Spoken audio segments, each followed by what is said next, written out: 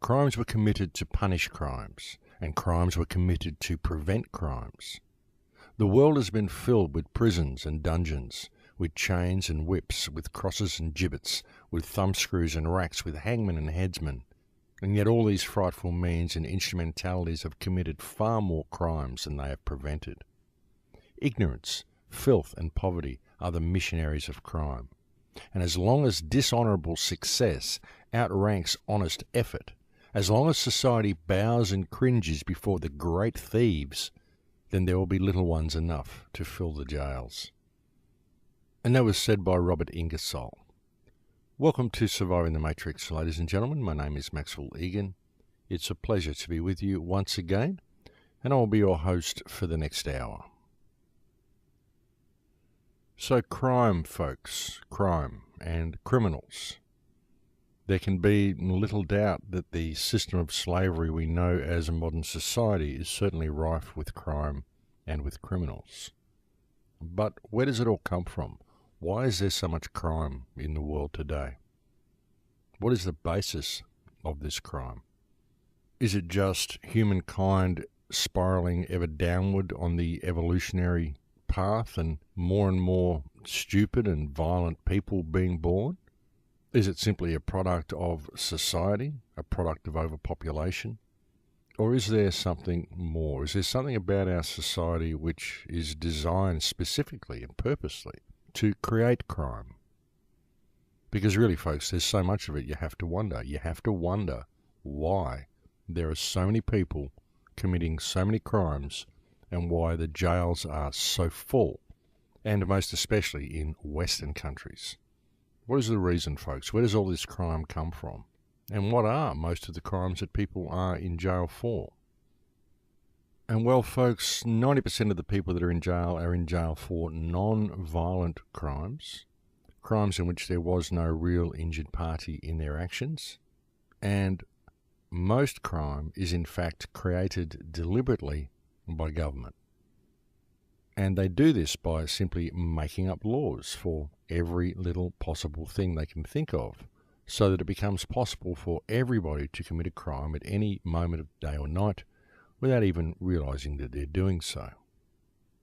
And this is, of course, done to make us all uniform in the eyes of the law, a concept called total criminalization, which is something that I spoke about on a show. I think it might have been last year or possibly the year before. If you check the Crowhouse archives, you will find a radio broadcast that I did called Total Criminalization.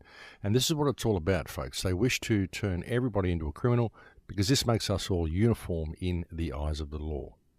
And crimes are the result and product of government because it is government that creates these so-called laws that people break all the time. I mean, the government will make it illegal to park in a certain spot on the road. They will make it illegal to put a flyer on someone's car. They'll make it illegal to camp down the beach overnight and do anything that you might want to do, which would be a normal human activity, not hurting anybody. But you can't do it because you're stepping outside of some imaginary rule that a government official has written on a piece of paper and said, look, because we made this up, now you can't do that. And what this is, folks, essentially is a system of slavery. And it is this system of slavery and the imposition of the economic model over the minds of the people within our societies, which is the sole cause of most of the crime on the planet today. The only crimes that would not fit into this category would be crimes of passion.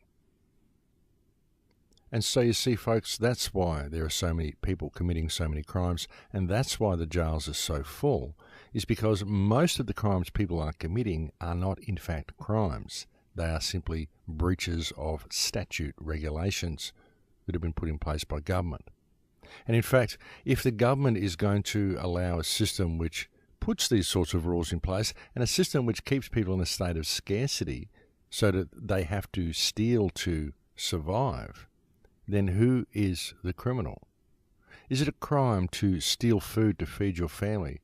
Or is it a crime to impose a system over the people which forces them into a position where they have to steal food to feed their family? Which one is the real criminal, folks?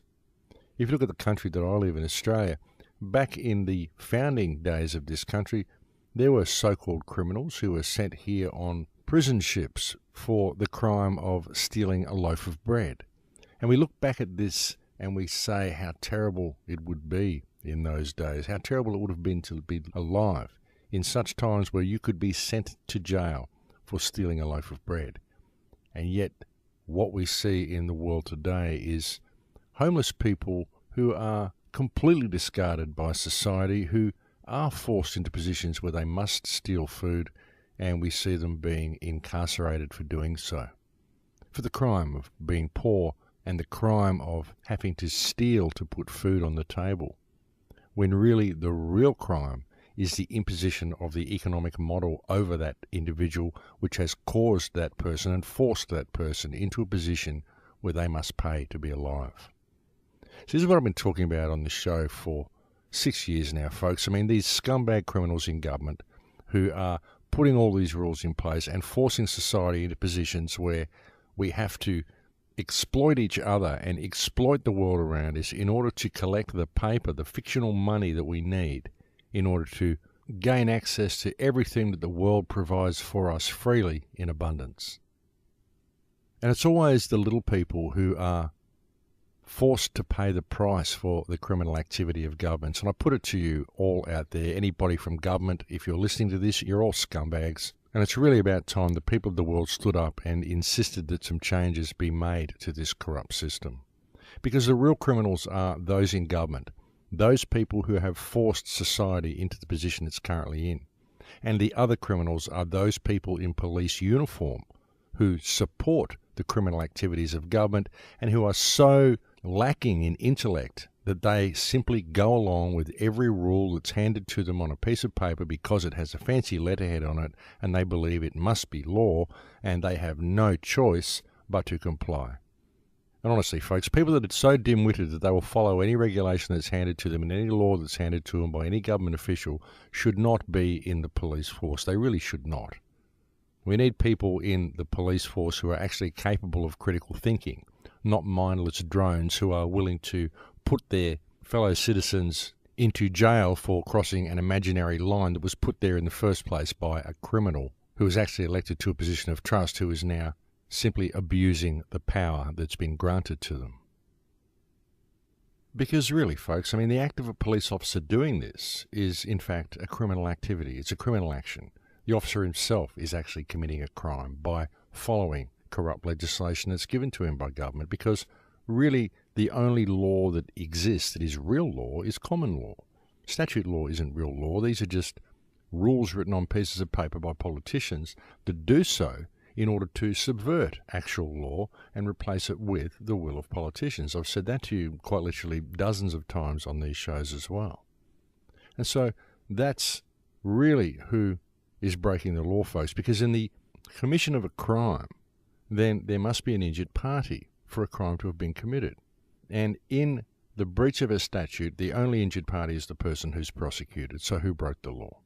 The government broke the law, the police broke the law, and they do it every single day, and they get away with it because we live in divided communities. And they've constructed a system now where they will come and inflict themselves upon you and enforce a system of slavery upon you, and if you even question a police officer, they'll tell you that you've broken the law. When the police officer was actually committing a crime, he was doing harm against you by attempting to enforce a system of slavery over you, and by resisting this system of slavery, these people dare to say that you broke the law. But of course, it wasn't a law, it was a statute. And statutes themselves are designed to break law and ensnare the population into a system of slavery. That is their only purpose. So you see the conundrum here, folks, and you see the difficulty we have in ever dealing with this situation. And that's why, as I've so often said, it comes back to uniting the community. It comes back to the people actually standing up for themselves en masse and saying, we've had enough of this, we're sick of this system of slavery. Because that's what it is. It's a system of slavery. And not only is it a system of slavery, folks, but it's a system of commercial slavery, which makes it even more insidious, because not only are they enslaving the people, they're forcing the people to exploit each other And they're reducing the human race to commodities who are forced to suffer the criminal actions of their masters. Because the criminal actions, the real criminality on this planet, folks, is carried out by governments all over the world. That's the real crime lords in this case. I mean, you could even look at the bankers and the so-called ruling elite, and you can say these guys are criminals, but are they really? Because they're acting within the parameters of so-called law. And so really we must look at who put these laws in place.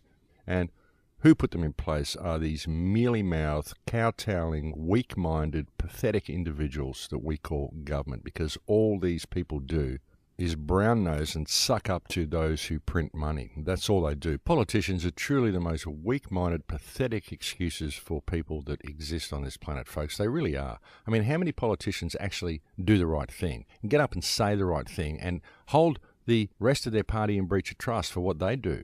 Actually point out criminal activity. No, they don't do any of that. They get within these positions and then they start following the parameters, and they never get anywhere because they're forced to operate within psychopathic and pathological parameters which are designed to tie them up in red tape and ensure that the criminal actions of our government is just continued.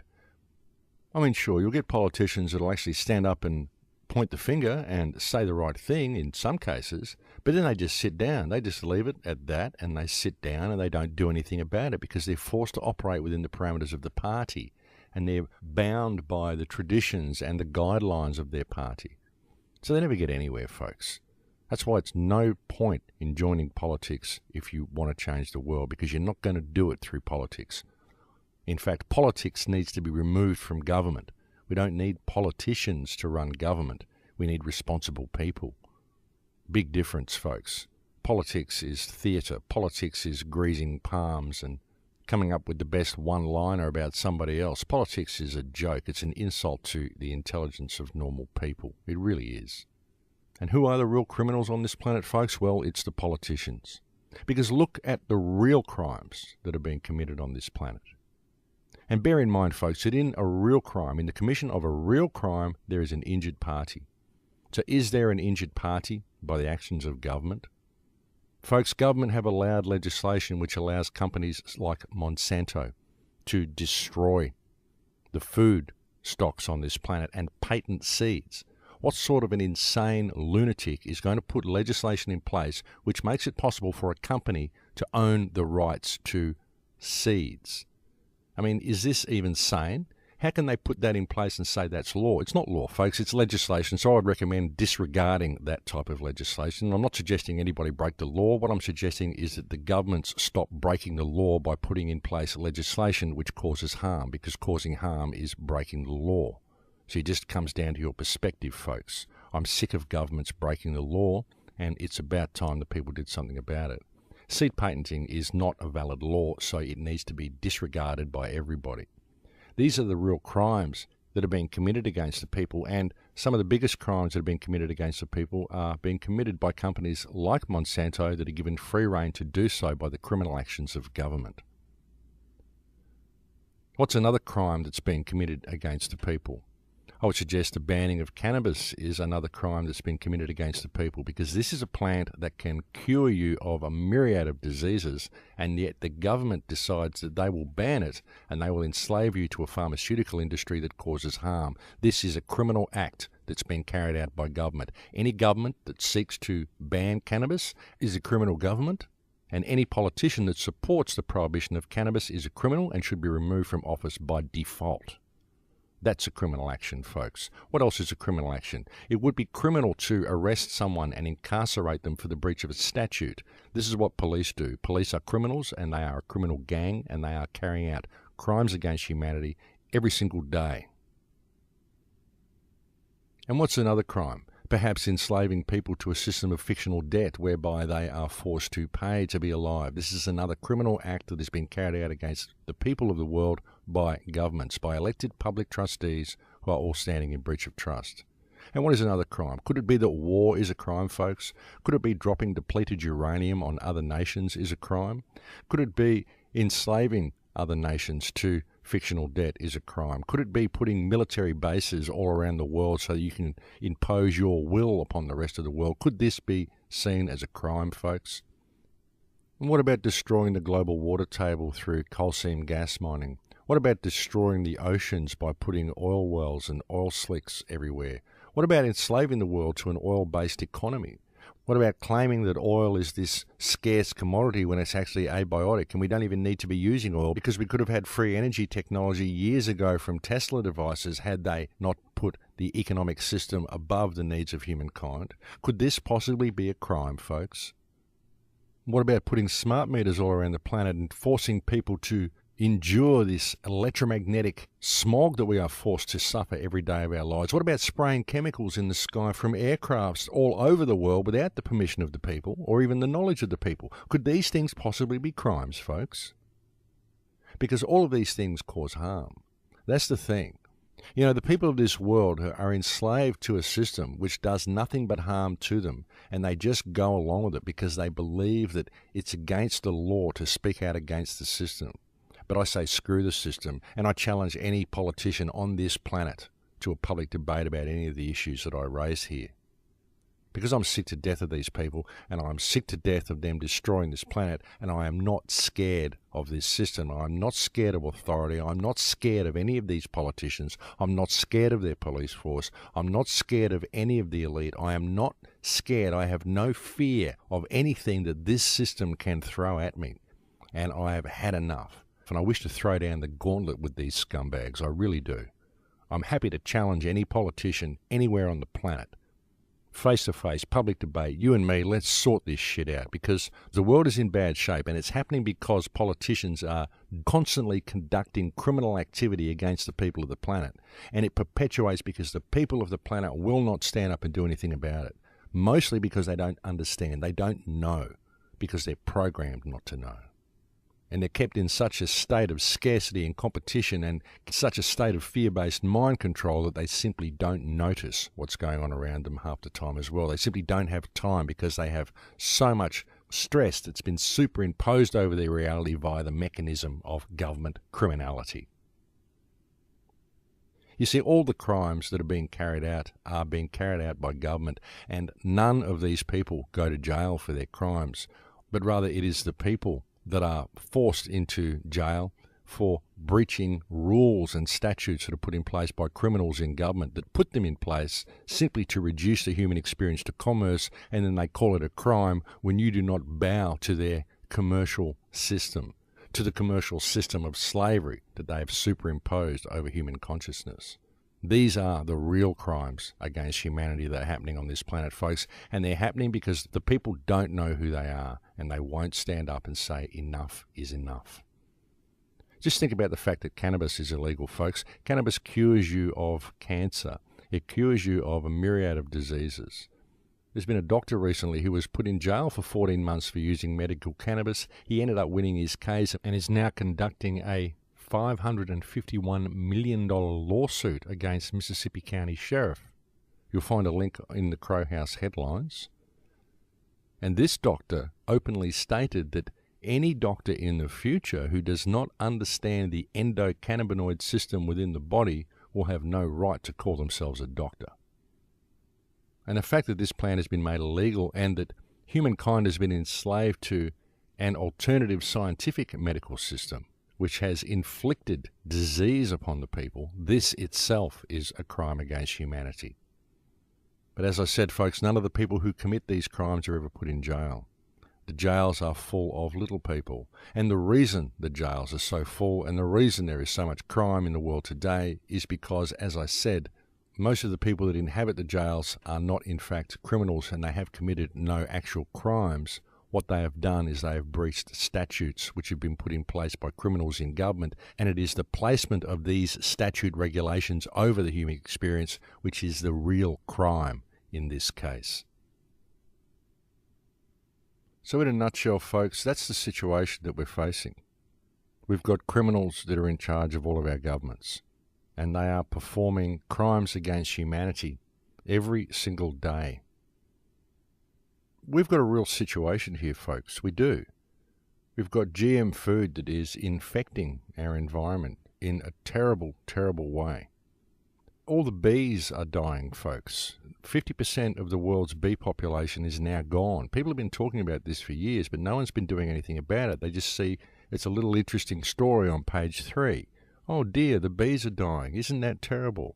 Let's go back to The Price is Right. We may be able to witness someone winning a kitchen appliance. These are real serious issues, folks, and we know that these bees are being destroyed through GM crops and through GM food. We know where it's all coming from, and all the electromagnetic pollution that is rife around the planet. This is destroying all of the natural habitat on this planet. This is a crime against humanity. It's not only a crime against humanity, it's a crime against the planet. It's a crime against life itself. And it's being conducted through the criminal actions of governments because we're not doing anything about it. And these are serious issues, folks. In fact, humankind, mankind itself, and life on this planet hangs in the balance at the moment. And the one thing that is going to tip the scales is human consciousness. And in fact, the only thing that's going to tip the scales is human consciousness. People have to wake up to who and what they are. They have to be prepared to act, and they have to be prepared to speak out, but they've got to be doing it in the right way. It's great that you belong to a particular group that is addressing a certain issue, but do not neglect to notice that the issue that you are addressing is in fact a symptom of a larger problem, the larger problem being the criminality of government itself that has put the legislation in place which allows all of these symptoms to continue across the planet.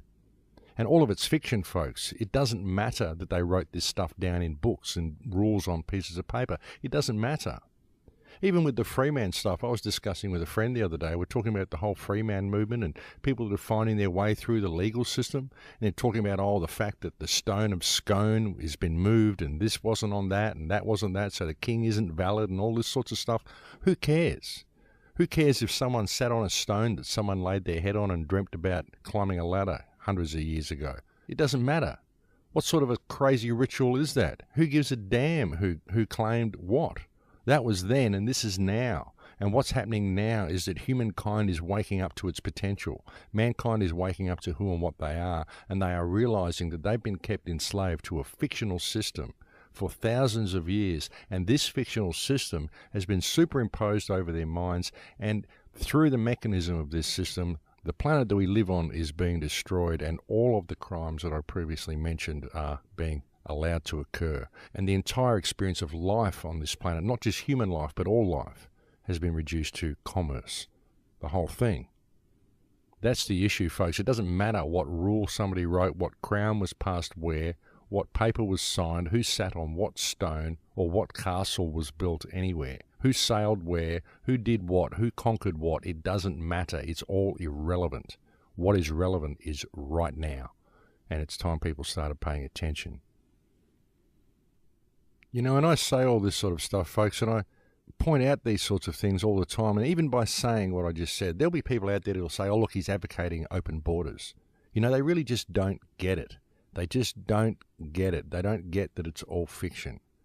They just don't get it that all of the countries, all of the boundaries, all of the legislation, all of the statutes, and all of the limitations that have been put upon human consciousness are all a construct of human consciousness. We made the whole thing up, folks. It's not real.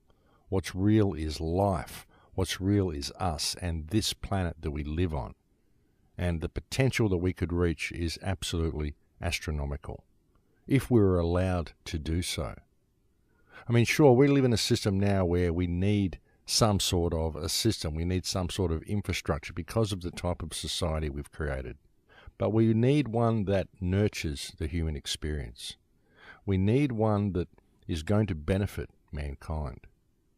We need one that is going to allow us to reach our fullest potential. We don't need one that is a system of control that reduces every aspect of our existence to commerce, one that sees fit to rape and destroy the environment around us, one that sees fit to destroy and permutate and manipulate every aspect of life on this planet. We don't need one that is as psychopathic as the one that we currently have in place. And that's why I speak out about all of this stuff so often, folks. I look around me and I see people in this society and I see them struggling and I see them so lost. And I see that they have so much potential, but they're afraid to use it. They're afraid to really be themselves. They place limitations on themselves, or they're caught up in this plastic reality. You know, the kids today, they are brutalized. They're given all these goals and things to aspire to that are all fiction, that they can never reach, they can never be achieved. Even education itself has been reduced to a method of getting young people in debt. You go to university these days, it costs you an arm and a leg, and you're placed in a situation where you can never really pay off your school fees.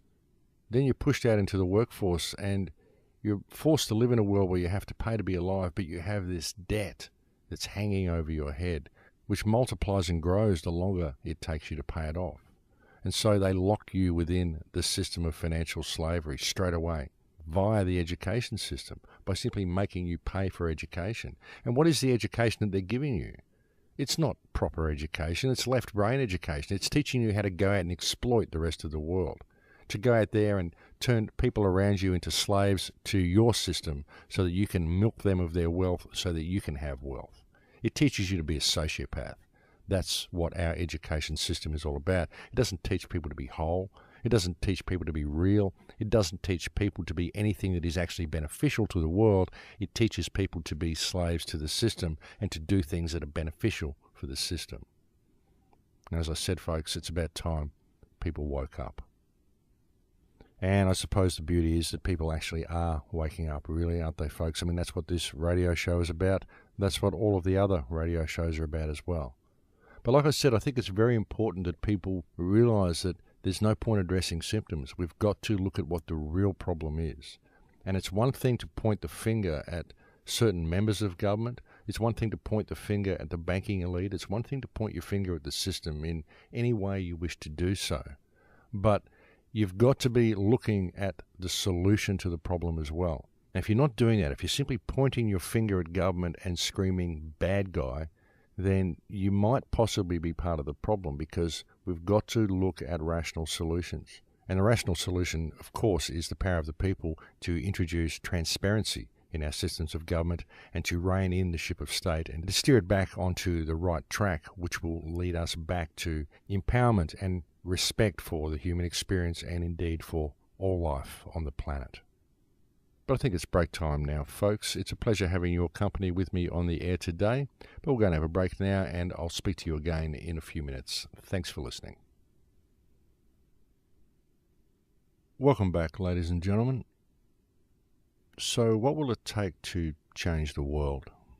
Essentially, I suppose what I'm asking is, what will it take to shift human perspective? Because it's going to be a shift in human perspective that changes the world. It's not going to be anything else. That's really the only thing that will ever do it. So what's it going to take to cause people to wake up? What's it going to take for people to be able to realise their own power to bring about effective change? What's it going to take to help people understand that the system is fiction? We made it all up. It's just words in a book. Like I said, with the Freeman movement and all of the stuff that people are doing to find their way through the legal system, what they're failing to see is that the legal system's all fiction. It's just rules written in books. It doesn't mean anything. It's just someone else's idea. It's a perspective of how we should do things. And from the point that we created this system, we've had politicians come into power, and because they've been in power, they haven't just run the infrastructure and managed things for us. They've thought, well, I'm in power now. That means I can make the rules. And so they do. And they just write more and more rules. And they just keep adding to the system so it becomes so complex and so convoluted and so based on people's opinions. And, oh, this is law because there was a precedent set here way back in 1800 and whatever where some guy did this, which means that rah, rah, rah, rah, rah. I mean, it's ridiculous. It's all fiction. Who cares what they did back then? What the law is do no harm. If there's harm being done through the actions of any legislation, then that legislation should be against the law, because obviously it is breaking the law because it's causing harm. So that legislation needs to be discarded, and the politician who presumed to be able to enact that legislation needs to be reprimanded and removed from his position of power lest he abuse that power again. That's really what it comes down to, folks. I mean, we don't need any of it. All we need is a system whereby we are taught to respect life. And if life was not reduced to a system of commerce, then I believe that respect would come by default. You see, that's the thing, folks, and all it takes to achieve that type of system is for human consciousness to simply change their perspective of how life should be lived, change their perspective of what reality is. So, what's it going to take to change that perspective? I mean, I've come on the show here and I've been speaking about this sort of stuff for 6 years. And a lot of people are beginning to get it. They are beginning to see it. And I suppose it is a huge shift for people to make. To me, it just seems to be blatantly obvious. But the reports that I've had from people that have suddenly come to realize what I've said have said to me that it was a gradual process. But now that they see it, it's like a light bulb suddenly went off in their head. And they just went, oh my God, it would be so easy to change the world were I to simply stand up and assert the power of who I am. And it's really great to see some people actually having that revelation. And even people that have been long-time listeners of my show, I've received emails from them, they've just gone, oh my God, I've been listening to you for 5 or 6 years and now I've just finally got it. I think that's why I repeat myself on the show so much as well, folks, because the more I attempt to explain this situation to people, perhaps the more concisely I'm able to explain it. And I try to aim the shows that I do not only at the long-time listeners of the program, but also at the new listeners who might be hearing a show for the first time. Like perhaps someone comes and this is the first show they've ever heard.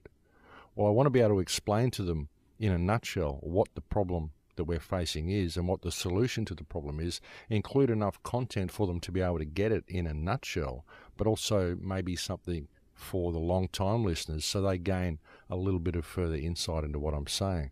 It's a difficult line to walk, but that's what I attempt to do with these radio shows. I attempt to aim it towards both groups of people, because it's no good me just doing esoteric radio shows that are a continuation of the spy novel for people.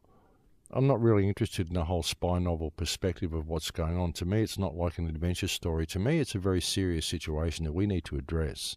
And I do the shows in the hope that we will address the situation and in the hope that I can encourage other people to look at reality from a different perspective. And I would much prefer not to have to do these radio shows. I would much prefer simply to see the world change. That's what I want to do with my life here. I want to help make a difference. I want to free humankind from the shackles that they live in. I believe it can be done through non-violent means. I really do. And that's why I promote non-violence.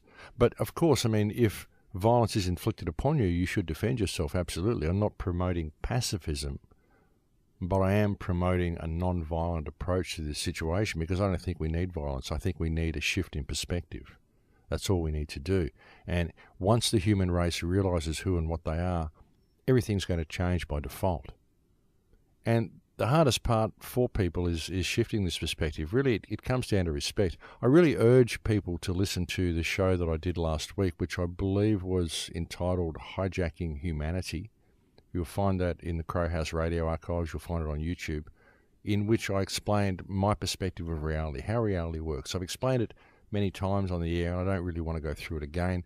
But if you are a new listener and you want to know how and why I feel the way I do about my life and about my relation to government, about my relation to all life around me and my relationship to the planet in general, then I really do urge you to listen to that show, especially the last half of that radio broadcast. Because that's how I view things, folks. And I found that it helps if people are able to look at reality for what it really is.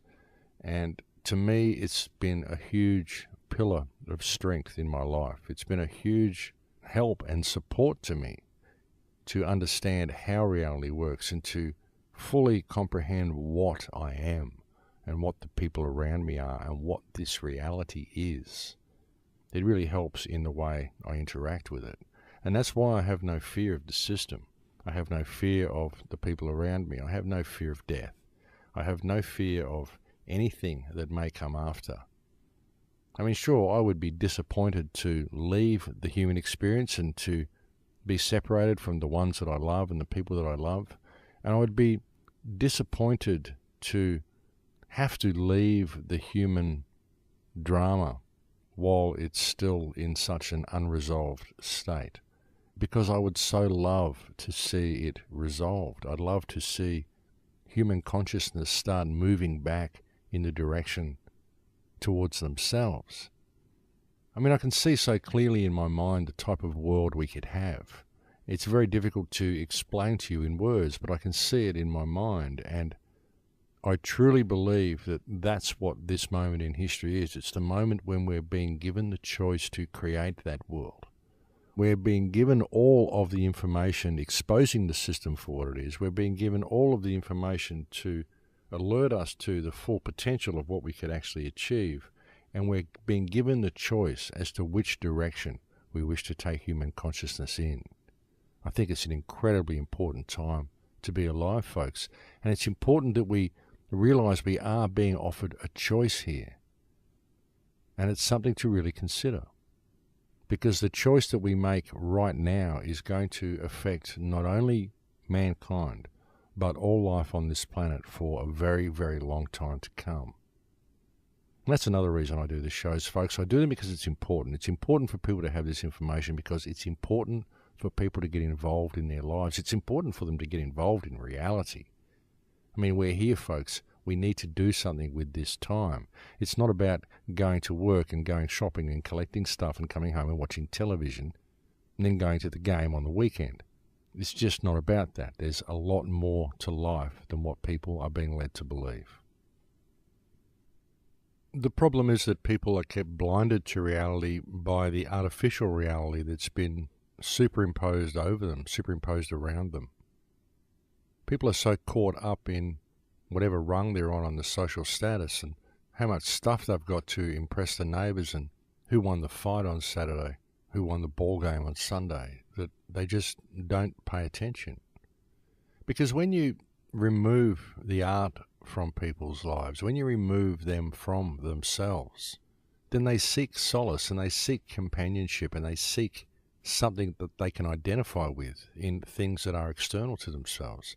And when there is nothing natural that is left external to themselves, not within a city environment, then all they have to cling on to is a certain subculture. Even people who are rebelling against society, they say, okay, so you're a rebel. Well, here, have a subculture. You can be a goth or a punk or a this or a that. And we'll create an entire subculture for you that you can go and immerse yourself in. And by doing so, you can feel like you're a rebel.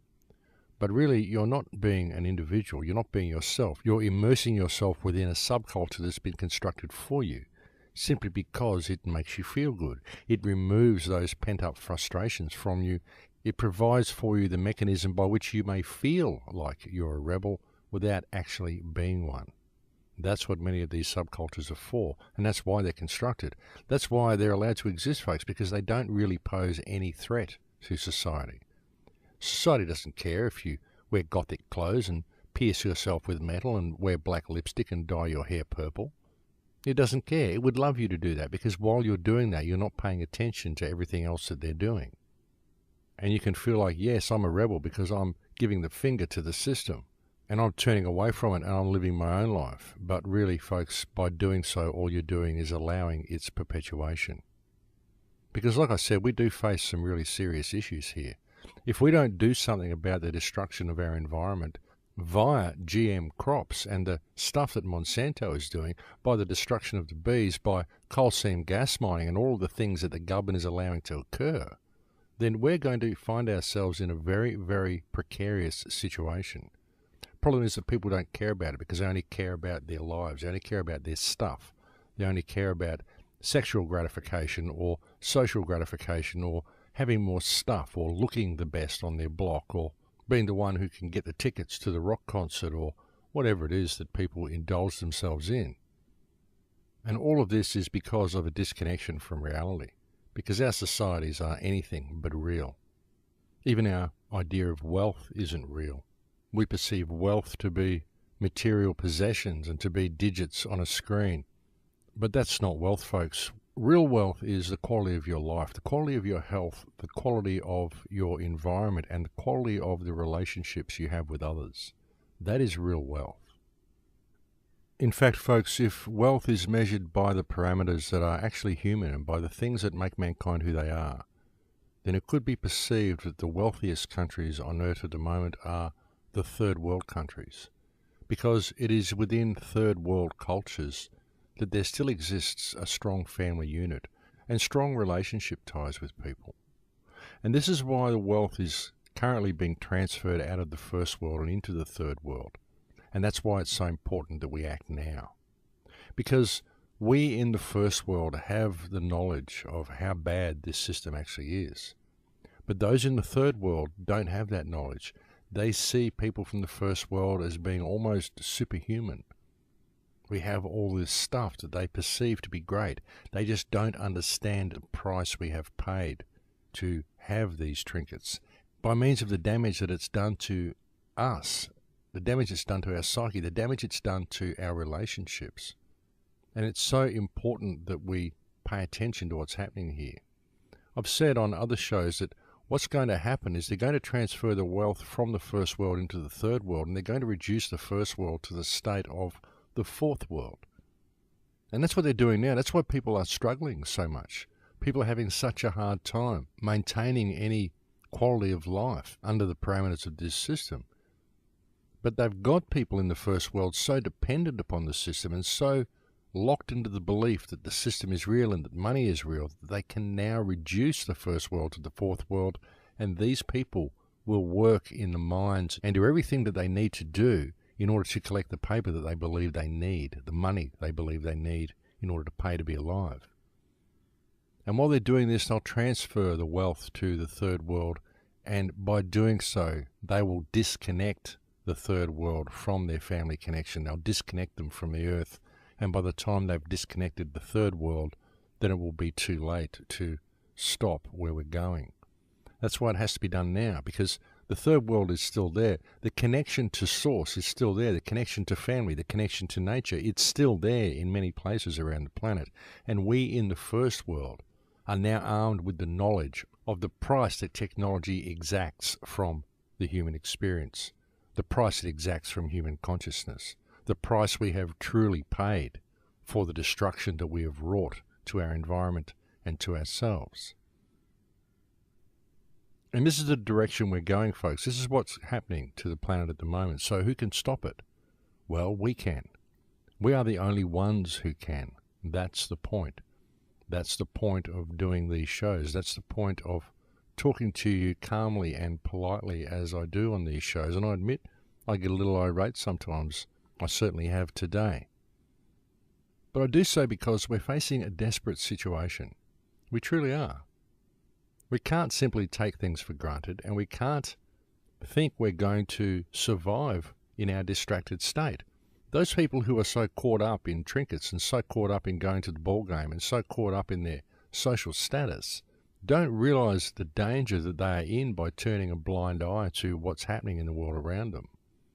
Because once the bees are gone, once the GMO crops have taken over all life on this planet, and once the human race is virtually sterile due to GM crops, and the only way to bring children into the world is through artificial insemination and perhaps growth chambers and birthing chambers like we see in Aldous Huxley's Brave New World and like was depicted in the latest Superman movie, once we reach that stage, folks, then there's no turning back. That's it. We're locked into the matrix forevermore. And we will have virtually no choice other than to go down the transhumanist pathway.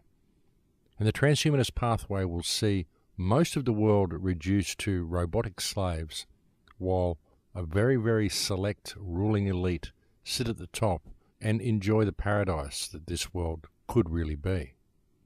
Because once all life has been destroyed by the GM crops and the human race has been reduced to the level of worker drones, then they have the seed banks, they have the stocks, they have everything that they need to replenish the world into the garden that they want it to be.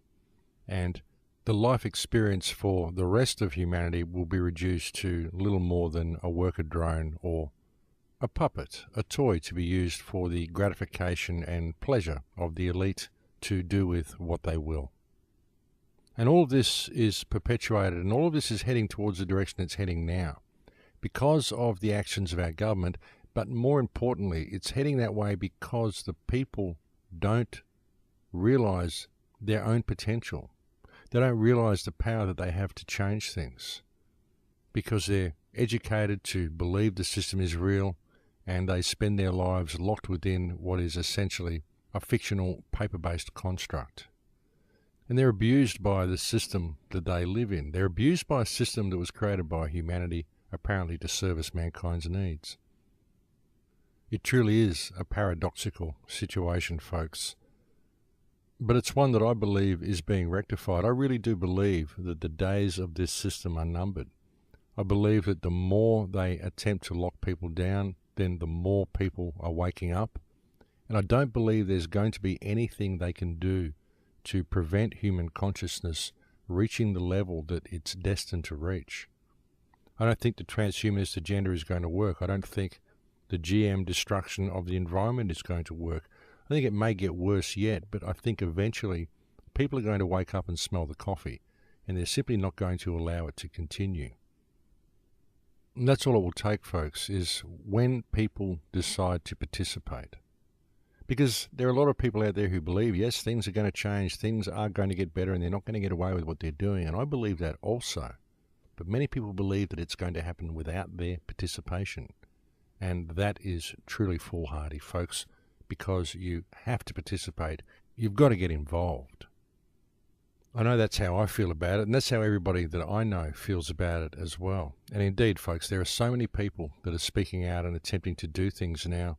And it's even coming into the mainstream. As I mentioned earlier, the doctor who recently launched a $551 million lawsuit against the government because he was jailed, simply because he chose to stand up for his right to use medical marijuana and to treat people via the mechanism of the endocannabinoid system that exists within our body. And folks, that endocannabinoid system exists for a reason.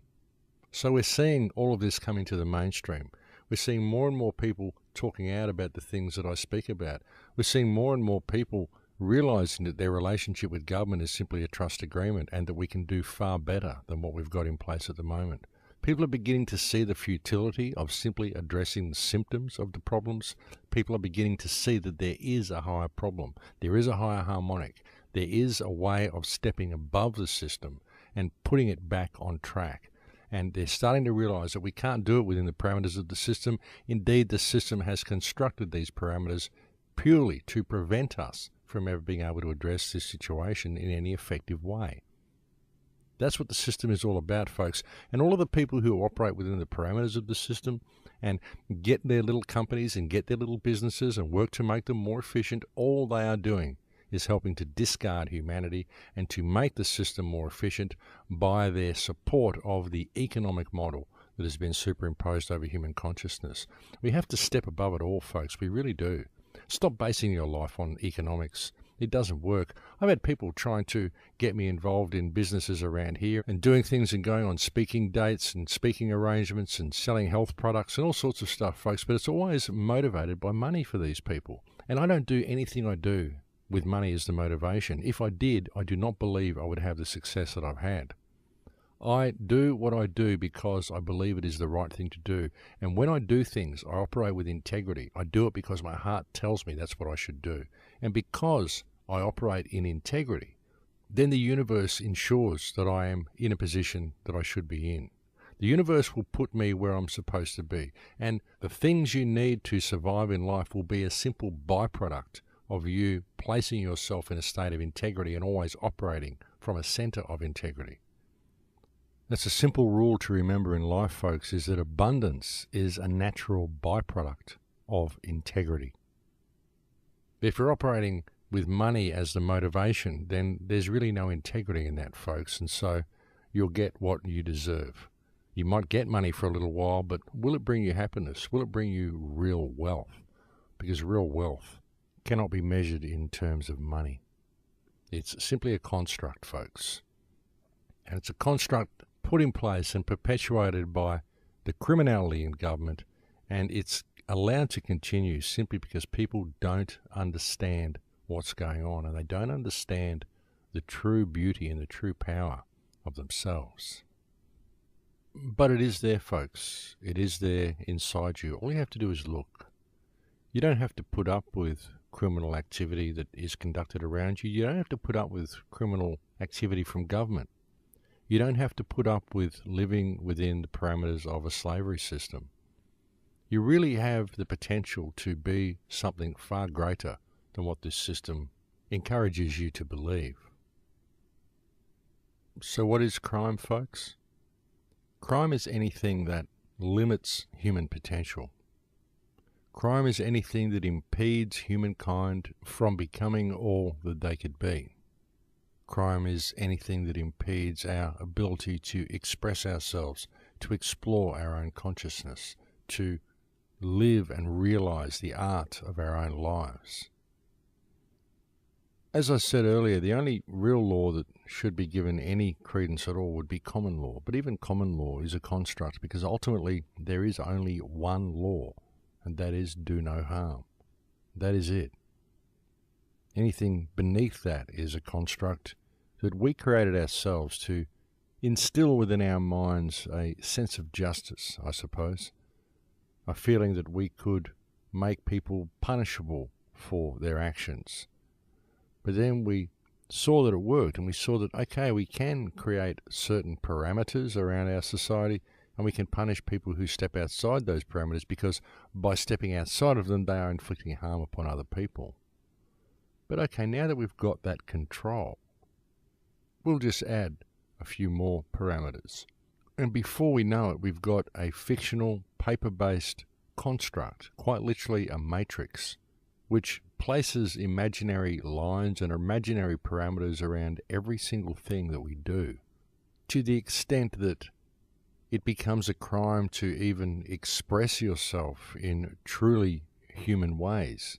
Essentially, it becomes a crime to even be human and have real feelings and do the things that humans do, explore reality the way humans do.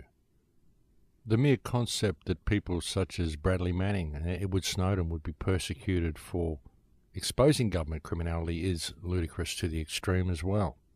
In the example of Bradley Manning, it is the government that Bradley Manning exposed that is the criminal.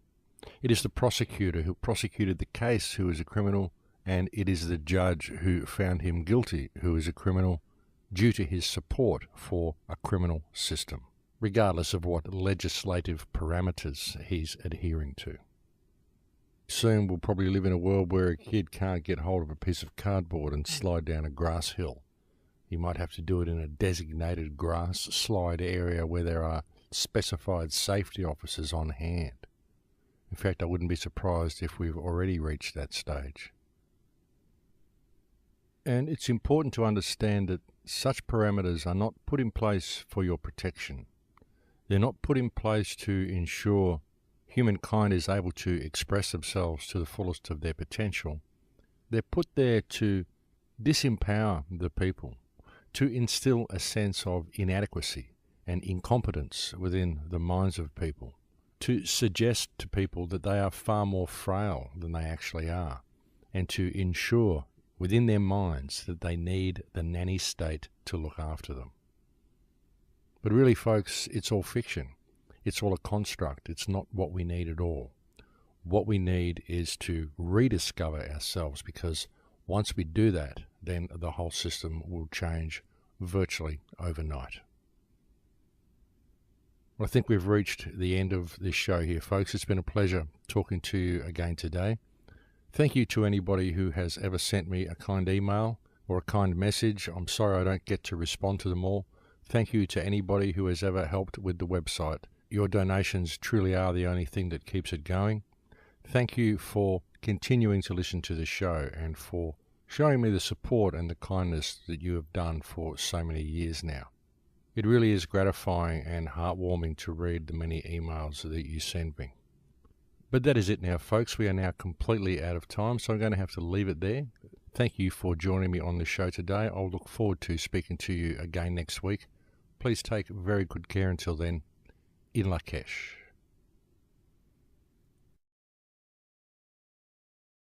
Spiraling ever downward on the evolutionary path and more stupid and violent people being born? Is it simply a product of society, a product of overpopulation? Or is there something more? Is there something about our society which is designed specifically and purposely to create crime? Because really, folks, there's so much of it you have to wonder. You have to wonder why there are so many people committing so many crimes and why the jails are so full, and most especially in Western countries.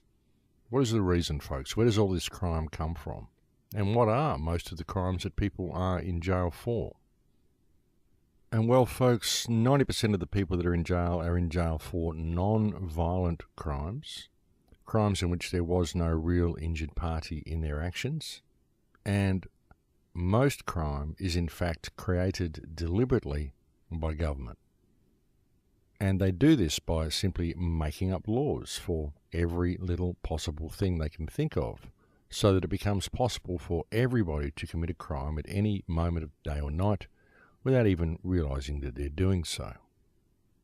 And this is, of course, done to make us all uniform in the eyes of the law, a concept called total criminalization, which is something that I spoke about on a show. I think it might have been last year or possibly the year before. If you check the Crowhouse archives, you will find a radio broadcast that I did called Total Criminalization. And this is what it's all about, folks. They wish to turn everybody into a criminal because this makes us all uniform in the eyes of the law. And crimes are the result and product of government because it is government that creates these so-called laws that people break all the time. I mean, the government will make it illegal to park in a certain spot on the road. They will make it illegal to put a flyer on someone's car. They'll make it illegal to camp down the beach overnight and do anything that you might want to do, which would be a normal human activity, not hurting anybody. But you can't do it because you're stepping outside of some imaginary rule that a government official has written on a piece of paper and said, look, because we made this up, now you can't do that. And what this is, folks, essentially is a system of slavery. And it is this system of slavery and the imposition of the economic model over the minds of the people within our societies. Crimes were committed to punish crimes, and crimes were committed to prevent crimes. The world has been filled with prisons and dungeons, with chains and whips, with crosses and gibbets, with thumbscrews and racks, with hangmen and headsmen. And yet all these frightful means and instrumentalities have committed far more crimes than they have prevented. Ignorance, filth and poverty are the missionaries of crime. And as long as dishonourable success outranks honest effort, as long as society bows and cringes before the great thieves, then there will be little ones enough to fill the jails. And that was said by Robert Ingersoll. Welcome to Surviving the Matrix, ladies and gentlemen. My name is Maxwell Igan. It's a pleasure to be with you once again, and I'll be your host for the next hour. So crime, folks, crime and criminals. There can be little doubt that the system of slavery we know as a modern society is certainly rife with crime and with criminals. But where does it all come from? Why is there so much crime in the world today? What is the basis of this crime? Is it just humankind be alive in such times where you could be sent to jail for stealing a loaf of bread? And yet what we see in the world today is homeless people who are completely discarded by society, who are forced into positions where they must steal food, and we see them being incarcerated for doing so, for the crime of being poor and the crime of having to steal to put food on the table, when really the real crime is the imposition of the economic model over that individual, which has caused that person and forced that person into a position where they must pay to be alive. So this is what I've been talking about on the show for 6 years now, folks. I mean, these scumbag criminals in government who are putting all these rules in place and forcing society into positions where we have to exploit each other and exploit the world around us in order to collect the paper, the fictional money that we need in order to gain access to everything that the world provides for us freely in abundance. And it's always the little people who are forced to pay the price for the criminal activity of governments. And I put it to you all out there, anybody from government, if you're listening to this, you're all scumbags. And it's really about which is the sole cause of most of the crime on the planet today. The only crimes that would not fit into this category would be crimes of passion. And so you see, folks, that's why there are so many people committing so many crimes, and that's why the jails are so full, is because most of the crimes people are committing are not in fact crimes. They are simply breaches of statute regulations that have been put in place by government. And in fact, if the government is going to allow a system which puts these sorts of rules in place, and a system which keeps people in a state of scarcity so that they have to steal to survive, then who is the criminal? Is it a crime to steal food to feed your family? Or is it a crime to impose a system over the people which forces them into a position where they have to steal food to feed their family? Which one is the real criminal, folks?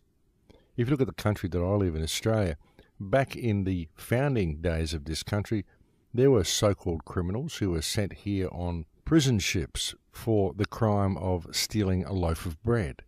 And we look back at this and we say how terrible it would be in those days, how terrible it would have been to